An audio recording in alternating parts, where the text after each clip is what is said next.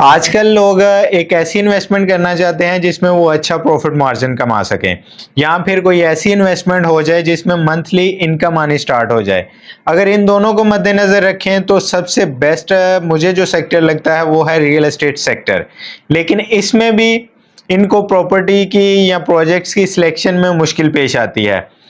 اور اکثر لوگ الجھن کا شکار رہتے ہیں کیونکہ مارکیٹ میں بہت سے پروجیکٹس لانچ ہو چکے ہیں اور بہت سی آفرز موجود ہیں۔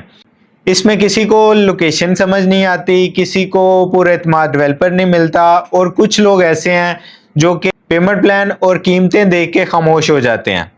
اور وہ ایک بہترین موقع انویسٹمنٹ کا اپنے ہاتھ سے کھو دیتے ہیں۔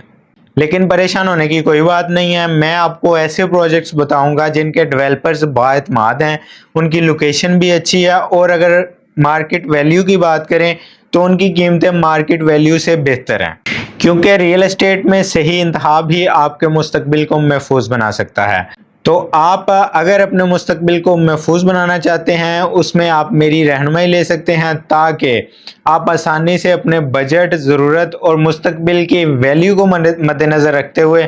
پراپرٹی کو منتخب کر سکیں۔ تو دیر مت کریں، ابھی میرے نمبر پر رابطہ کریں 0305666882 اور اپنے پراپرٹی میں انویسٹمنٹ کرنے کے خواب کو حقیقت میں بدلیں۔